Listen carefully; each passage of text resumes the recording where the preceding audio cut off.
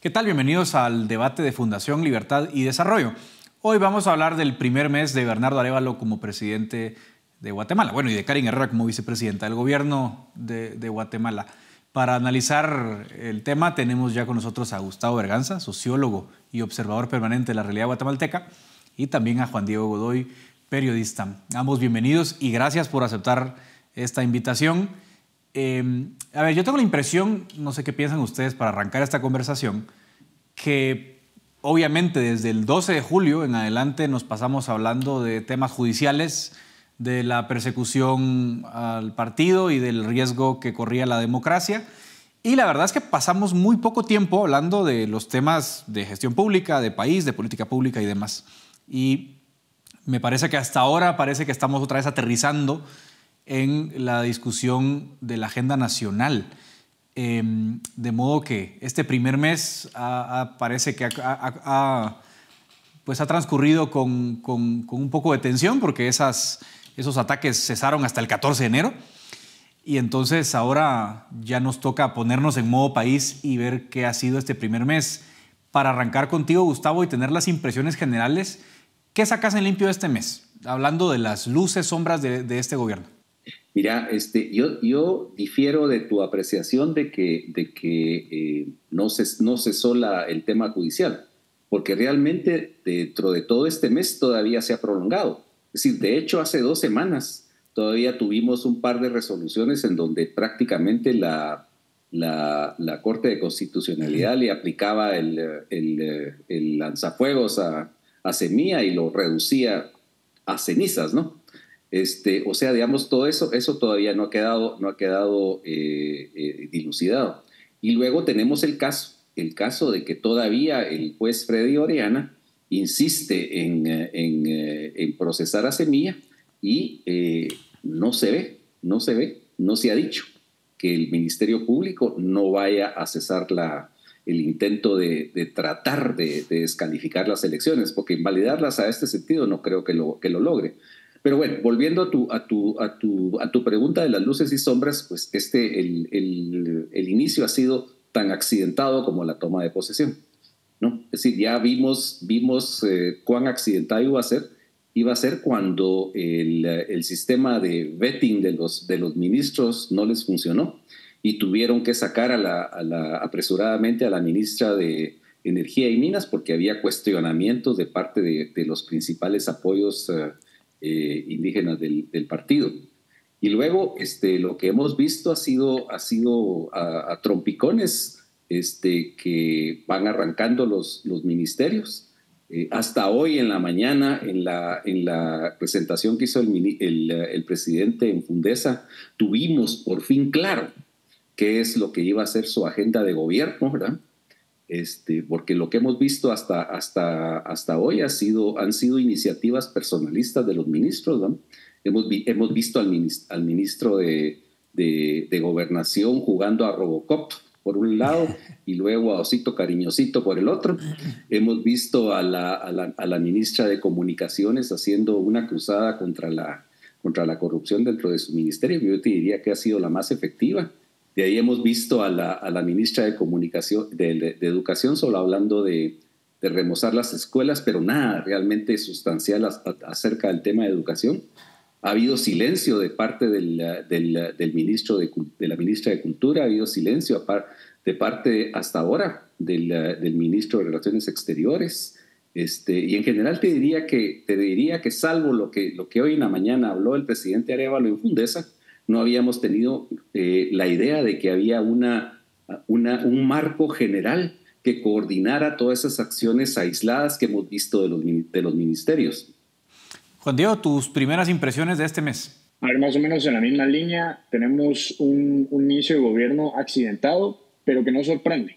Tenemos que analizar un poco cómo asume Arévalo el país y darnos cuenta que estos últimos meses, por supuesto, que pesaron no solo en la imagen gubernamental que iba a proyectar Arévalo y su equipo, sino también en la forma de organizar un próximo gobierno. Es complicado organizar a tus ministros y poner en marcha un plan cuando estás pendiente de que te degolle un ministerio público que te ha declarado la guerra desde que ganaste las elecciones. Entonces, es complejo, es complejo llegar a un 14 de enero, que por poco no se llega, y que de hecho se llegó incluso a un 15 de enero, ya siendo la transmisión de mando oficial. Es complejo llegar ya 100% organizado. Ojo, no estoy excusando al gobierno, para nada. De hecho, es un deber del gobierno llegar organizado e implementar el plan a partir del día 1, segundo 1. Pero este contexto pesa bastante, y tampoco es el primer gobierno que llega a improvisar en las últimas décadas. Entonces, pareciera también que un poquito esto está siendo una especie de norma accidentada para el país. Yo no sé si podemos hablar al primer mes de gobierno, no sé si se puede hablar de logros en realidad, porque ¿qué es un logro? ¿Cómo definiríamos un logro? Yo estoy viendo más que todo un gobierno que está tratando de limpiar la casa. Veo ahí sí en todos los ministerios una instrucción clara de solicitar, por ejemplo, auditorías y de realizar ciertos despidos. Ahorita Arévalo publicaba en X que se han realizado 1,000 despidos a nivel gubernamental en los diversos ministerios. Eso sí lo veo como una instrucción clara desde el gobierno, pero más allá de eso, lo que veo después son simples publicidades de acciones pequeñas, pero yo no podría hablar de logros tampoco. Sí, es pronto para hablar de logros, pero hay algo que me llama la atención, comparto las apreciaciones de ambos, pero Gustavo mencionaba algo ahora en su intervención, sobre todo hacia el final, lo que fue la conversación de esta mañana en el Atlantic Council y Fundesa, ¿no? Que haya trazado las líneas. Mi impresión hasta ahora, y ya como decía Juan Diego, es que hay buena voluntad de recambio, de poner personas comprometidas con la lucha anticorrupción, con personas competentes en puestos clave, pero me parece ver todavía como si esto fuera una orquesta, como un conjunto de solistas, ¿no? Y no entiendo todavía hasta el día de hoy, no sé si coinciden ustedes, si Gustavo me podrás decir a raíz de lo que viste esta mañana, si te quedan más claras las grandes estrategias o las grandes líneas que va a trazar este gobierno como objetivos. Mira, lo que pasa es que como ya que pusiste el símil de la orquesta, lo que da la impresión es que el director de esa orquesta, que es Bernardo Arévalo, está marcando el ritmo, está marcando las intensidades. Sin embargo, dentro del conjunto todavía se ve que hay un montón de asonancias y un montón de velocidades que no coinciden con lo que presuntamente se explicó hoy en la mañana. Te voy a poner un ejemplo, el caso de la ministra de Economía. Es decir, en una entrevista Con Criterio fue interesantísimo ver las grandes vacilaciones que presentaba la ministra cuando hablaba de la ley de competencia. Y luego el presidente lo pone como que es una de sus grandes líneas. Bueno, sí. Entonces, ¿en dónde estamos, pues? Es decir, ya ahí hay una gran disonancia dentro de ese conjunto orquestal de políticas que debiera hacer el gobierno. Uh-huh. Ahora, por ejemplo, en ese sentido, pareciera ser que incluso la agenda legislativa tampoco está muy conectada, digamos, con lo que el Ejecutivo ha planteado, Juan Diego. O sea, no, insisto, claro, la ley de competencia, por cierto, y ahí por si nos ven algunos diputados, no es ley de competencias, es en singular, ¿no? La ley de competencia, porque algunos dicen la ley de competencias.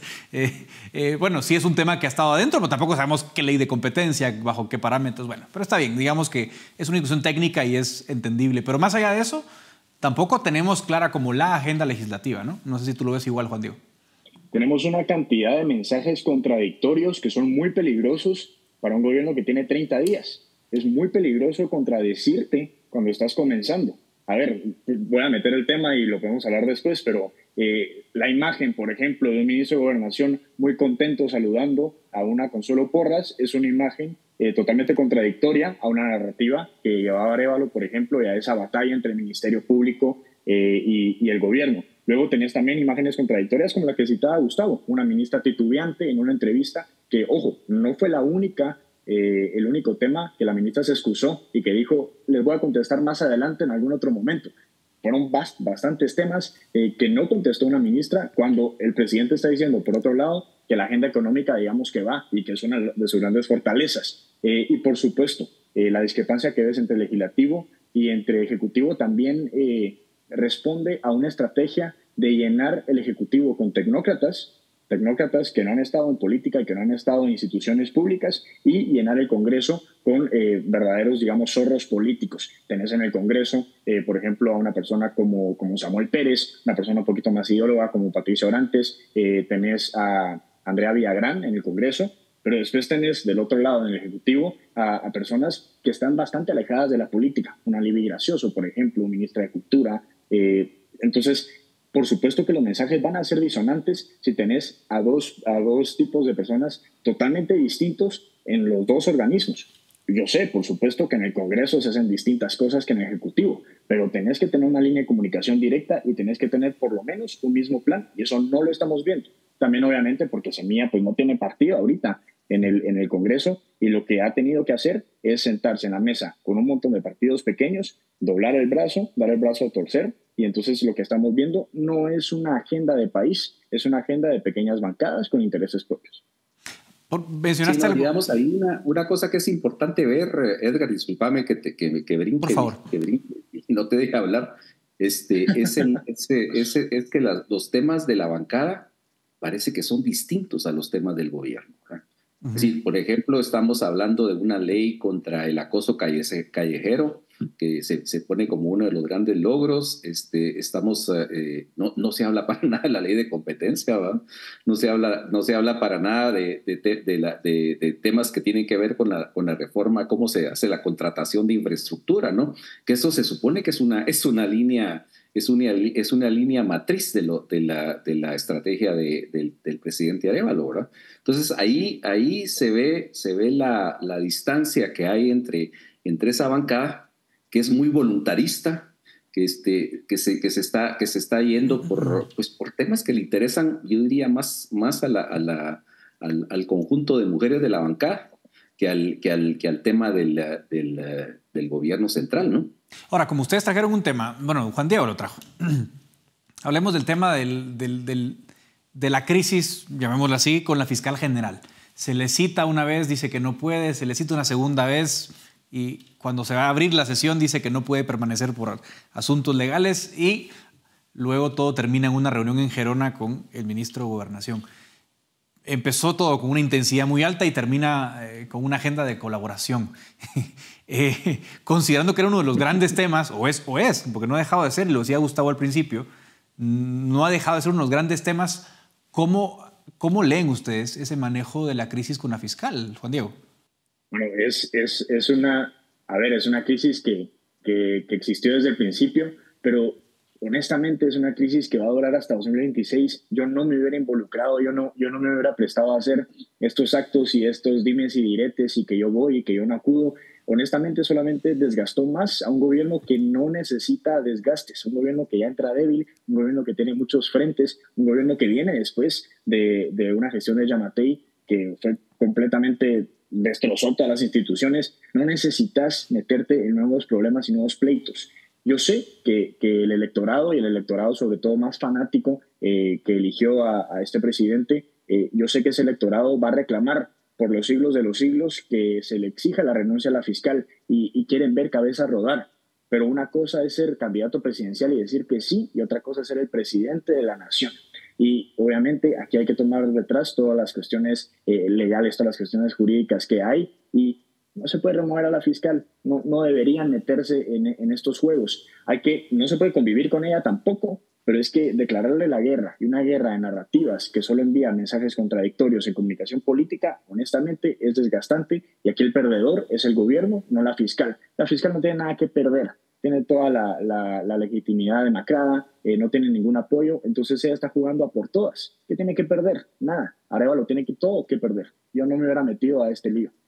Gustavo, antes de darte la palabra sobre la misma pregunta, también me llama la atención que, siendo un tema tan grande y tan importante para el gobierno, sea un tema que haya sacado Arévalo solo. Es decir, no algo que haya tratado de consensuar con sus aliados políticos en el Congreso, por ejemplo. No hablo a nivel de acciones, hablo a nivel de narrativas. Yo lo vi solo.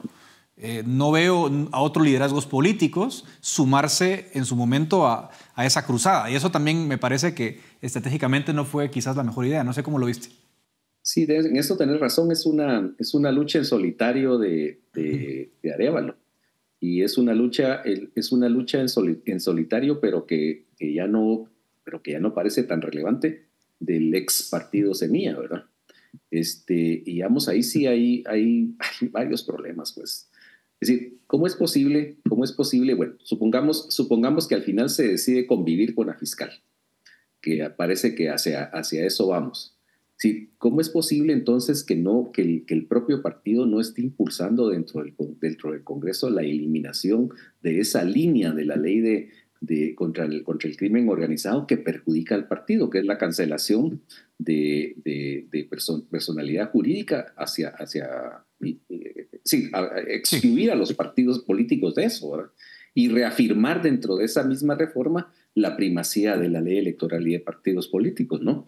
Es decir, ¿por qué, digamos, tienen todavía, lograron hacer elegir con 100 votos a esas cabezas de comisiones que faltaban? ¿Y por qué no utilizan esos 100 votos para modificar esa ley ya, ¿verdad? Si ya se quitarían un ladrillo de encima. Es decir, esas son las cosas que uno no entiende, ¿verdad? Ahora, en el caso de la fiscal, pues eso es obvio que legalmente, aparentemente, yo no soy abogado, si vos sabrás mejor que yo, ya no hay posibilidad legal de removerla, pues. Pero lo legal es una cosa distinta y lo político es otra. Y yo sí pienso que hay formas políticas de promover el debilitamiento de la fiscal, sin necesariamente hacer un enfrentamiento público utilizando discursos que enfrenten al gobierno con la fiscal. Pero se le puede socavar de otras maneras, pues. Ya en otras oportunidades ha habido gobiernos que han ensayado estrategias administrativas, estrategias de presión en contra de fiscales a los que no les gusta, ¿verdad? Y este gobierno, lamentablemente, como decía yo en un post que puse una vez, es decir, como que se ajusta demasiado a jugar by the book. No te digo necesariamente que se hagan cosas ilegales, pues, pero lo que pasa es que en un campo en donde estás lleno de, ¿cómo se llama?, de jugadores que no te van a jugar limpio. Entonces, ¿cómo diablos no haces un poquito también de labor defensiva y no te convertís en el que estás siendo, en ese objeto complaciente que está permitiendo que te agarren de punching bag por otro lado? Es que es justo eso, Gustavo. De verdad yo creo que es mucho más eficiente aplicar la ley del hielo a una fiscal que meterse al ring para boxear en contra de ella. Esa es de las mejores maneras. ¿Querés aislar a una persona? Simplemente aplicarle la ley del hielo y después obviamente sabes que tenés el control del Ministerio de Gobernación, podés no darle todas las necesidades que te pide el Ministerio Público, por ejemplo, de apoyo policial. Pero quiero solo tomar en cuenta una cosa que dijiste del Congreso, lo de los 100 votos. ¿Por qué Semilla no impulsa esta reforma, por ejemplo, a la ley del Ministerio Público con esos 100 votos? Porque no los tiene. Es que Semilla no tiene 100 votos, el oficialismo no tiene 100 votos. Son 100 votos demasiado líquidos. Estamos viendo un Congreso muy, muy líquido porque está integrado por bancadas muy pequeñas, pero que de repente tienen demasiado poder, como la bancada azul, con 2 diputados, pero un presidente en el Congreso. No los tienen y ellos mismos saben que no los tienen. Y seguro, tras bambalinas y entre pasillos, han estado impulsando esta reforma a la ley del Ministerio Público para quitar a la fiscal, pero no tienen el apoyo porque ningún otro diputado va a querer desgastarse a 30 días de haber iniciado el gobierno con un tema tan polémico. No tienen los votos. Y esto nos refleja que así va a ser el Congreso por lo menos este año. Se da la impresión de que hay un oficialismo fuerte, una alianza con más de 90 votos, pero en realidad esos votos son condicionados y condicionados sobre todo por la UNE. ¿Cómo ves esa alianza, Gustavo, en el Congreso? ¿La ves tan frágil para ir cerrando o ves que hay más margen de maniobra para el oficialismo? Mira, yo no sé cuán frágil va a quedar después de todo ese procedimiento por el que se van a elegir a los gobernadores. Sí, porque hasta donde yo sabía, parte de la moneda de negociación para ganar apoyos era precisamente otorgar algunas de esas gobernaturas a cambio de votos, ¿verdad? Entonces, si ya antes tenían 105 votos, ahora tienen 100 para algunas cosas, aunque, como dice Juan Diego, no necesariamente estén asegurados porque es una alianza un poco gelatinosa. Vamos a ver cuánto de eso queda después de que queden los gobernadores y gobernadoras que se supone que van a quedar. Bueno, lamentablemente el tiempo se me acaba, pero les agradezco mucho, Gustavo, Juan Diego, por acompañarme. Yo creo que hay que decir también, en honor a la verdad, que hay una vocación democrática en la nueva administración y eso se aplaude y se agradece. Creo que después de vivir años de retroceso democrático, esta vocación, esta apertura que ha demostrado la nueva administración en materia de libertad de expresión, así como la tolerancia a las opiniones distintas, es de aplaudir. Pero bueno, esperaremos que así continúe siendo en el resto de instancias estatales. Como decían también ustedes, importante esa reforma a la ley de delincuencia organizada. Y hago un comentario final. Recordemos que así como se canceló o se suspendió más bien temporalmente a Semilla, esto es aplicable a otros partidos. Hay otros partidos denunciados también por firmas falsas o por otras irregularidades en asambleas y sería realmente muy penoso ver a otro partido o a otros partidos en el futuro cercano, digamos, suspendidos de la misma forma. Sería terrible para nuestra democracia. Entonces, ojalá que sea un tema que se aborde con propiedad. Gracias de nuevo, Gustavo, Juan Diego. Hasta aquí llega nuestro debate de Fundación Libertad y Desarrollo.